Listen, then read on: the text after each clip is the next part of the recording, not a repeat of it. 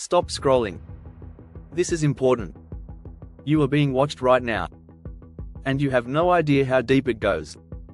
Everything you've ever seen online, Google, YouTube, Facebook, makes up just 4% of the internet. The rest? It's buried. Secret. And today, we're going down there. This isn't a conspiracy theory. It's real. And if you think the dark web is just some hacker playground, you're dead wrong. First, let's talk about the deep web, and why you've been using it without even knowing. Your emails, bank accounts, medical records, government databases, private company servers. You can't Google your medical records, right? That's because they exist in a place Google can't reach. That's the deep web. The deep web isn't illegal. But deeper down, things get dark. Now, let's step into the dark web. This is where things get disturbing. To even access this place, you need a special browser called Tor. Tor was originally created by the US military to allow anonymous communication. Sounds great, right? But here's the problem: criminals figured out how to use it too. This is not just a scary story. It's real. Here's just a fraction of what's lurking there. Black markets. The Silk Road was the Amazon of illegal drugs, until the FBI took it down. Hacker forums, stolen passwords, hacked cameras, credit card info for sale. Hitman services, are they real? Some people have actually tried hiring them. Human trafficking rings. The FBI has arrested multiple people for running real-life human auctions. Red rooms. You've heard the rumors.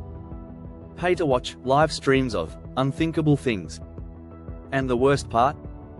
Some of these places don't want you to leave once you find them. Okay, let's bust some myths, because a lot of people get this wrong.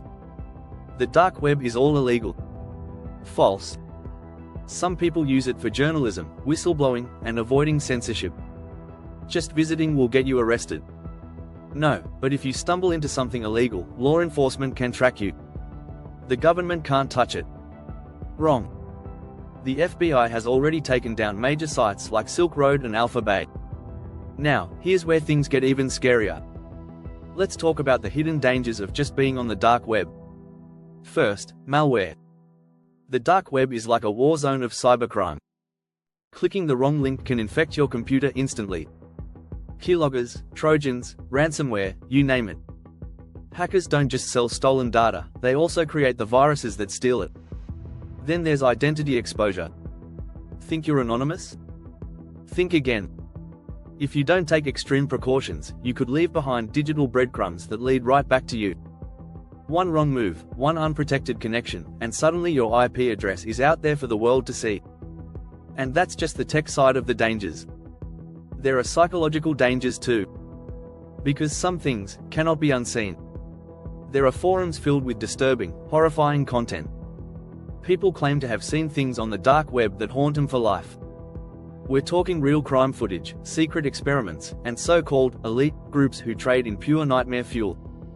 Some people go looking for this stuff out of morbid curiosity. But when they find it, they regret it forever. So let's get into the biggest mysteries of the dark web. First, the shadow web. Some say that beyond the dark web, there's something even deeper. A level of the internet so secret, so encrypted, that only the most elite hackers and criminals can access it. They claim it's a place where the real power brokers operate, governments, secret societies, billionaires who don't play by the rules. Is it real? No one knows. But people who claim to have seen it never say much more than that. Then, there's Cicada 3301.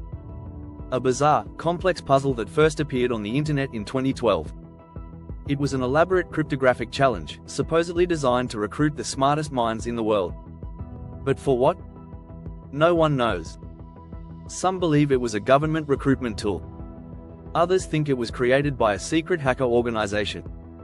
Or maybe something even bigger. And finally, let's talk about untraceable communication networks.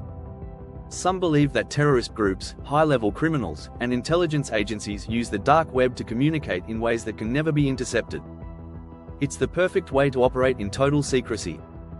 Even governments admit they have a hard time tracking everything that happens there.